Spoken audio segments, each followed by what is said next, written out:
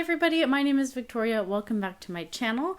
Today I am bringing you a book review. I was sent this book for review by the author, and so all these opinions are my honest thoughts on this book. Something I've wanted to do more is read more independent works, so thank you so much, Summer, for letting me read and review your book. So the book that I read is The Last Heir by Sullivan. And Summer is a very young author. I think she was 19 when she wrote this book. So major kudos to her. When I was 19, I was not doing anything that ambitious. I really enjoyed a lot of this book, and I think that Summer has immense potential as an author. This is the first book in a series, and so I know there is more to come out of this series. This is a young adult novel. It is targeted as young adult, and I would say it reads like young adult. I think that's pretty accurate as far as the categorization. The best way that I can describe the plot of this book is it really feels heavily influenced by both the Grisha trilogy and Throne of Glass. I don't know if those were the influences exactly, but to me as the reader, those are the kinds of vibes that I got. So if you are a Grisha fan, if you are a Throne of Glass fan, maybe this independent work is something you might want to check out. At the beginning of the book, we are introduced to two different lands and the politics of those two lands. And I thought the way that this book opens was very gripping. It opens with an execution of someone who is a traitor to their land. And so that was a very exciting way to open the book. The two lands that we get to know are Orinth and Antica. And these two lands used to be, I believe, a little bit more like cohesive, and they used to be more peaceful with each other. And then there is a rift that has been created, and now they are at war. The politics of this world were interesting, and I could kind of see like the bones of them, but I did really want a little bit more information about the politics, because they are just kind of introduced in this book. We don't really delve too deeply into them. So it's definitely not like a heavily like political fantasy. It's a little bit more, I don't want to say the politics are not important, because I think they are, but I have this feeling like Summer plans on expanding on those politics in the later books, whereas I kind of feel like we needed a little bit more in this first book as far as information about the politics. Nonetheless, you get at least a feel for what's kind of happening and the hostilities of the Orinthians versus the Anticans. A major plot point in this book is the Shadow Wall, which is very much reminding me of the Grisha trilogy. This is very much where my mind went. The Shadow Wall is this rift in the land that separates the human realm from the demon realm. And what we learn is that some of the humans actually have a little bit of demon blood in them. And so some of them are exhibiting some supernatural traits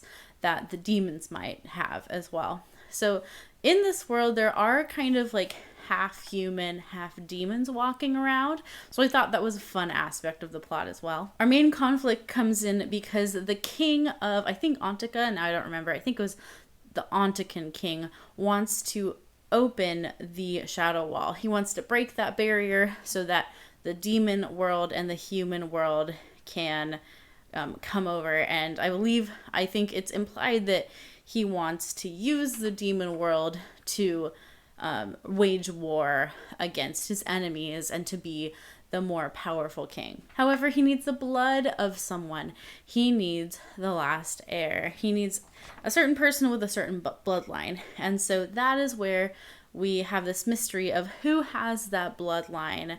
Is it our main character, Alida, or is it someone else? Who is this person that the king needs and that the king is seeking for? He eventually thinks it's our main character, Alida. And so Alida is a princess of Orinth, and she ends up going on the run because the king wants to find her and use her blood to open the shadow wall. Or at least that's what we think. So this is a dual perspective book.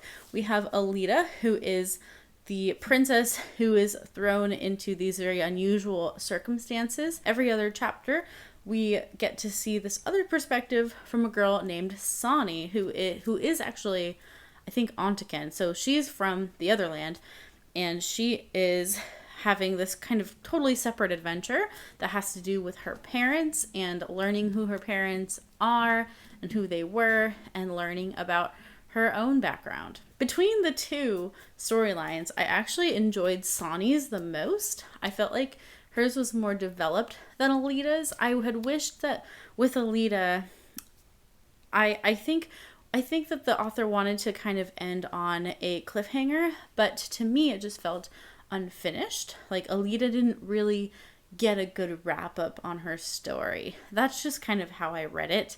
I know, again, that this is the first book in a series, and so probably Summer is going to expand on Alida's story a lot more.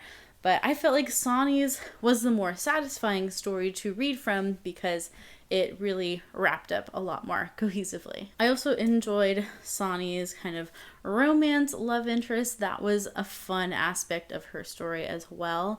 Whereas Alida doesn't get that as much. Again, I felt like Alida just, we kind of started her journey, but it didn't really get wrapped up in this first book in a satisfying way. But with Sani's, we got a little bit more of some ties, some loose ends tied together. So really liked Sani's story. Alida's, I'm still trying to kind of figure that out and thinking about where she would go next. And that kind of leads me to my main criticisms. First, I'll start with my criticisms and I'll end with some of the positives. So my main criticism of this book is that it didn't feel finished. It feels like there could have been more. It's also very short. I think it's actually only like a little bit under 200 pages.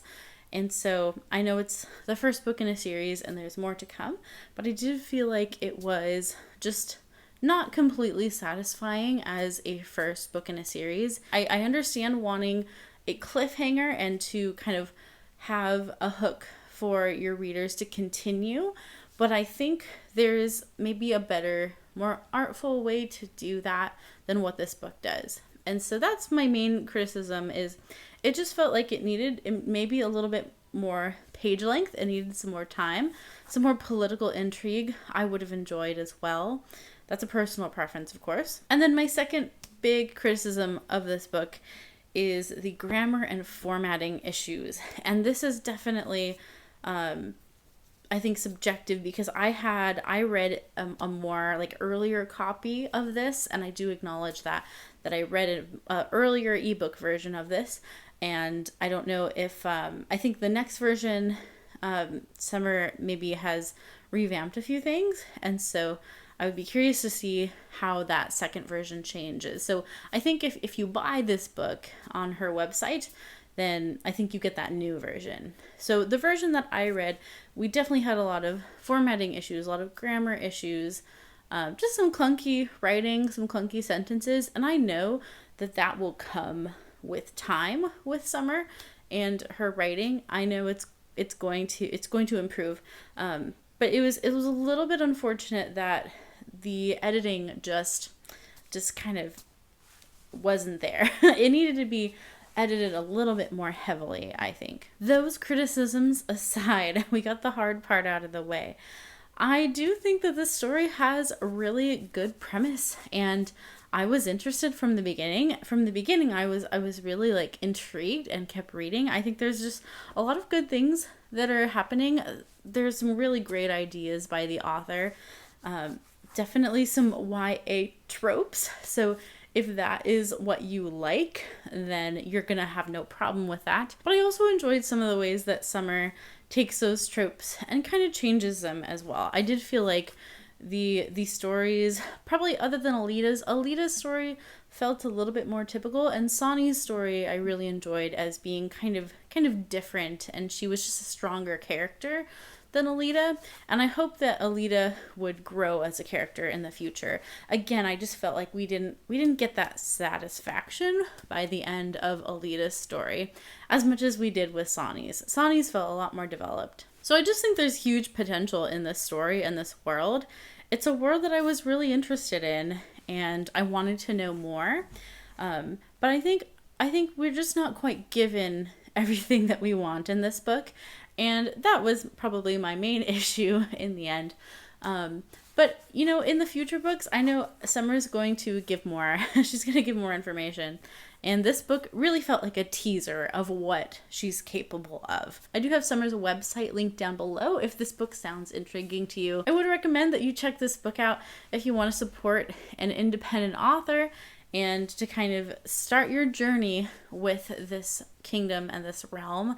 I do think there's a lot of potential here, and I'm very interested to see what Summer does in the future with her world. And again, especially if you're a fan of the Grisha trilogy and Throne of Glass and series like that, I think this would be up your alley. So give it a try, support an independent author, and let me know what you think. And I want to say thank you again to Summer for letting me read your book and for taking my criticisms and letting me pick it apart a little bit.